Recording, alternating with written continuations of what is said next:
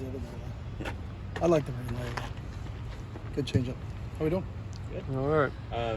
What have you seen? I don't know how much you follow DJ at Clemson, but what have you seen out of him this year? I didn't follow him very much at Clemson just because we didn't play Clemson. Obviously, we know very, very well of him because he was at Bosco and tremendous quarterback. I think Jonathan's done a really good job in terms of putting him in really good situations. And, he's big, he's strong, he's physical. I think he's their third leading rusher also, so he can beat you. And they have some design quarterback runs because he's a big guy to take down, and he's got good speed. But I think he's got a good grasp of what they're doing offensively. That's more of a pro-style scheme and what Jonathan does there. They're going to run the ball, they're going to play action, and I think he's got a real good feel for that offense. And so he's got our full attention in terms of going up there and having to defend them. He's a huge part of it. How do you prepare specifically for bringing down a guy that size at quarterback? Is that something you try to scout out here, or? I mean, we do tackling drills every day, but you're not going to simulate that. We don't have anybody on our team that's, unless you put a tight end at quarterback, because he's basically built like a tight end. There's Colson back there? Even bigger than Colson, so he's, maybe we can go to the basketball team and grab a couple of mixed power forwards, because that's what he reminds me of. He's a Cam Newton type guy, and it's going to take more than one guy. I think it's are we specific in terms of our containment of the quarterback and what gaps are we not losing any gaps on him, and then making sure that there's multiple guys trying to take him down. He's a gang tackle type of quarterback because of his size. When you looked at their film, was there anything that, I guess, any consistent themes when it came to what Cal and Washington State were able to do against their defense? Different deals. The Washington State game was a whole bunch of Cam Ward, and they threw the ball, outstanding in that game. And the receivers, Kelly and Williams, made some huge plays. There were some times when, give Oregon State credit, they're right there, and then all of a sudden you're like, oh my God, did he just catch that? There was a one-handed grab, I think it was Kelly, and it was an unbelievable ball by Ward, but they couldn't have been put it anywhere else, and Kelly reaches out with one hand and makes an unbelievable catch. That's one of those where you just kind of tip your cap to Washington State on that play, and that's what we were nervous of in terms of going into the Washington State game is that connection between Cam and those guys. And then in the Cal game, they seemed like they ran the ball a little bit different, so schematically it wasn't similar. It was more throwing in the Washington State game and a little bit more running in the Cal game. What do you see generally out of their defense? They're aggressive and attacking. They've kind of had the same system for a little bit. Coach Bray does such a really good job with it. They're very, very sound, really on first and second down, and then on third down they're as exotic as they come with their blitz packages, and they're bringing guys from all over. Sometimes it seems like they got 12 guys on the field on defense on third down, because it's you're like, where did that guy come from? So I think they're really well coached. I think they truly understand how to fit and who works off of who in that defense. And they've run a version of it since Jonathan's been there, so I think they're comfortable in it.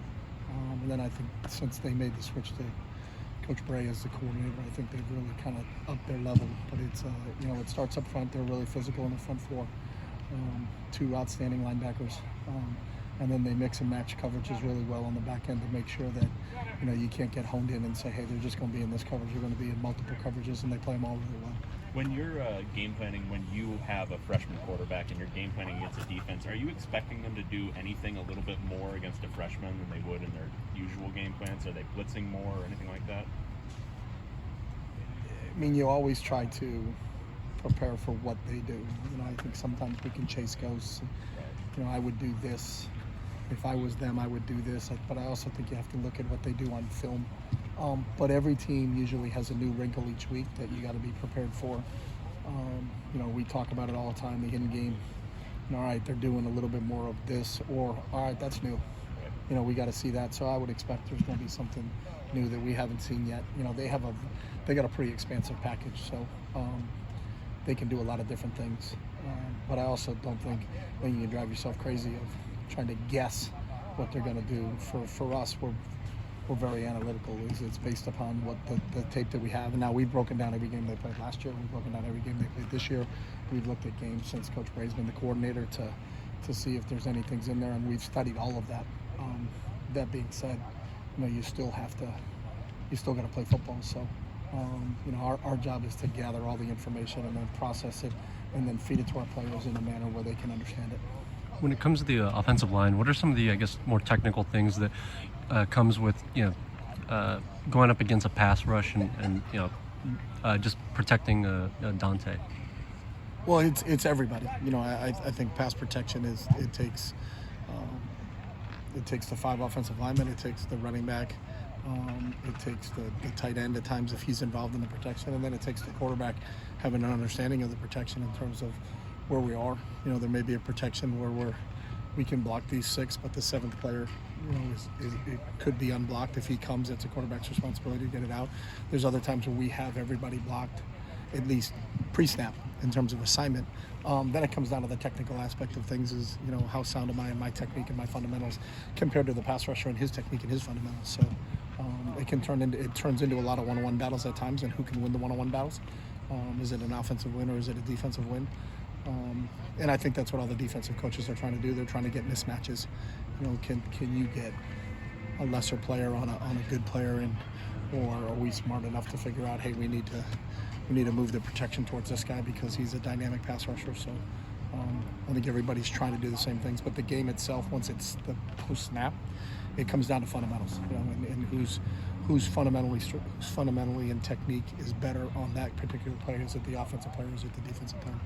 The communication on the offensive line was a big conversation after Utah, but did you see improvement against Washington State last week?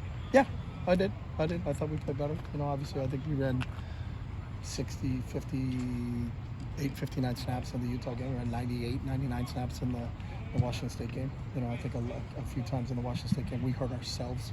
They were more what we call SIW, self-inflicted wounds. But I think that group is growing as a group. You know, when you lose 3 guys that are all NFL players, you know, Johnny Gaines, who was here yesterday visiting, Neil Maffey was playing for the Patriots, and Raekwon O'Neal was playing for Seattle. You know, you had 3 NFL players on that offensive line last year. Garrett's back and Duke's back, and then the other guys are starting. You know, we're almost halfway through the season. They get game 6 out of a 12-game season. They're starting to get they get their legs underneath them. They got an understanding. You know, they understand who they're working with, and we've been fortunate because we've been able to keep the same kind of rotation. You know, when we're playing with 7 or 8 guys in there, and they're all getting more comfortable and understanding each other, and so, you know, that's all part of the process of growing those guys. And is that that communication piece, is that a harder thing to accomplish on the road, you know, given the raucous environments and everything? Yeah, we try not to pay attention to the road, and we have systems in place where, you know, you gotta be able to handle that. You can't say, you also don't want to do something at home that you don't do, or do something away that you don't do at home. So it's loud. Now, Racer Stadium is a really, really loud place to play. Eccles Stadium is a really, really loud place to play. But we would hope that you could communicate with the guy standing next to you. So. Earlier you mentioned Oregon State's front 4. Anyone in particular present a particular matchup problem? Yeah, I mean, both their defensive ends I think are outstanding. You know, and I think obviously they can generate individual mismatches, and the way they play and how hard they play, I think, is something that we have to be prepared for in terms of defending them. But they blitz so many different people. I think their linebackers are really good pass rushers. I think because they blitz so much, they get a lot of experience in terms of rushing the passers. So, you know, there's more than just one guy we got to concentrate on in this defense. Thanks, Chip. All right, guys.